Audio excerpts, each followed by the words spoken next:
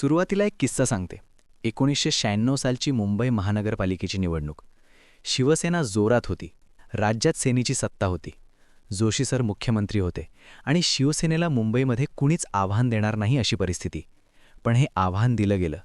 सगळ्याच्या सगळ्या जागांवर उमेदवार उभे करून शिवसेनेसारखी शाखा सिस्टम काढून आणि शिवसेनेसारखाच आपल्या नावात सेना हा शब्द वापरून एक पक्ष लढला.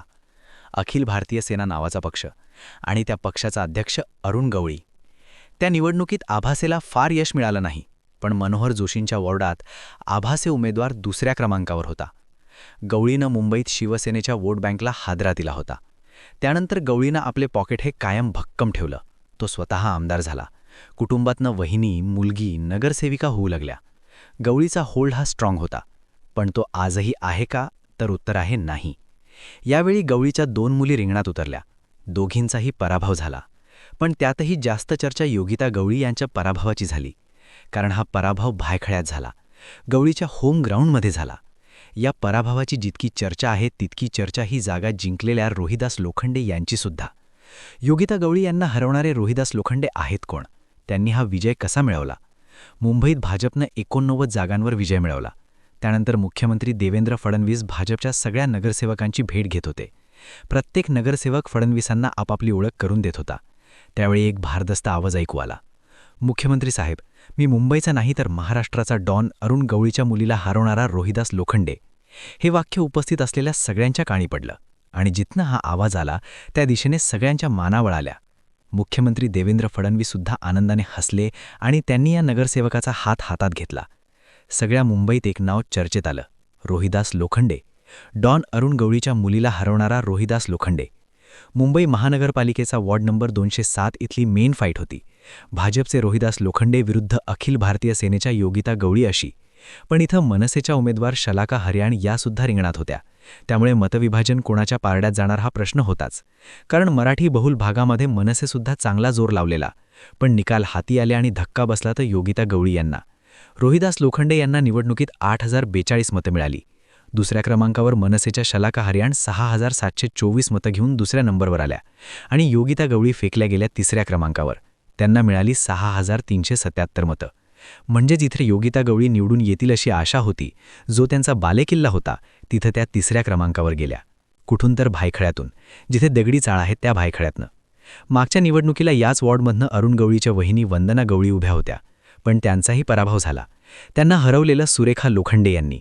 सुरेखा लोखंडे या रोहिदास लोखंडे यांच्या पत्नी. पण वहिनींचा पराभव झाला म्हणून इथलं अरुण गवळीचं वर्चस्व संपलं नव्हतं. ते आधी इतकंच भक्कम होतं. त्यातही यावेळी अरुण गवळीची मुलगी रिंगणात उतरलेली. आणि यावेळी अरुण गवळी स्वतः सक्रिय होता.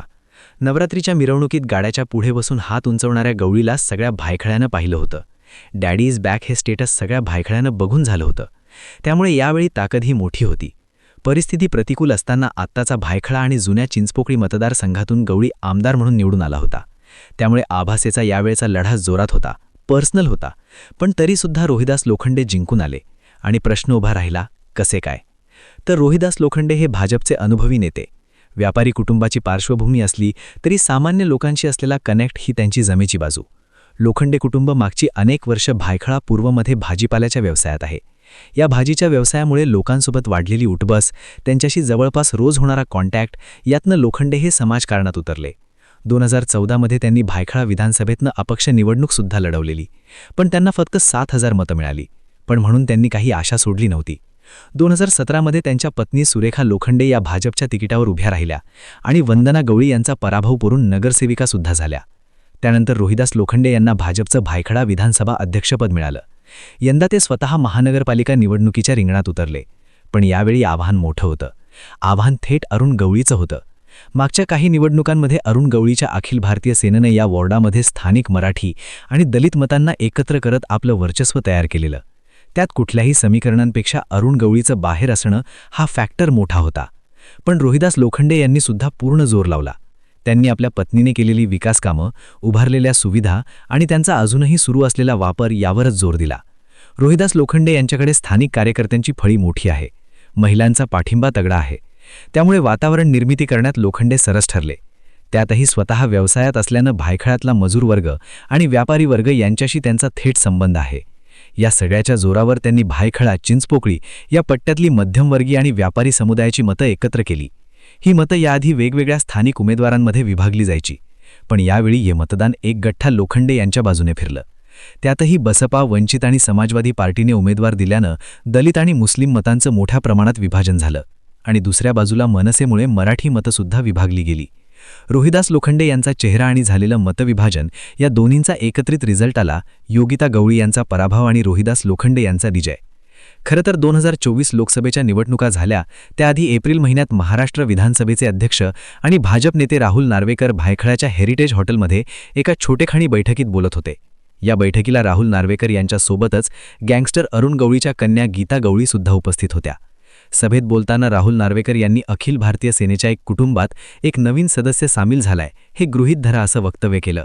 तर गीता गवळी यांना उद्देशून माझा पाठिंबा फक्त लोकसभेपुरता मर्यादित नाहीये, तर माझ्या या बहिणीला मुंबईची महापौर होईपर्यंत साथ राहील असं नार्वेकर म्हणाल्याचा व्हिडिओ माध्यमांमध्ये जोरदार व्हायरल झाला होता.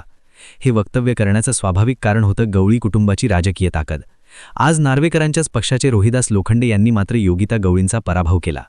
गीता गवळींना समाजवादी पार्टीच्या अमरी शहेजाद यांनी मात दिली. भायखळ्यात डॅडींची राजकीय ताकद संपली आहे का याची चर्चा सुरू झाली आणि कारण ठरलं एक वाक्य. फडणवीसांच्या समोर एका नगरसेवकाने आपली ओळख करून देताना उच्चारलेलं वाक्य, मी मुंबईचा नाही तर महाराष्ट्राचा डॉन अरुण गवळीच्या मुलीला हरवणारा रोहिदास लोखंडे.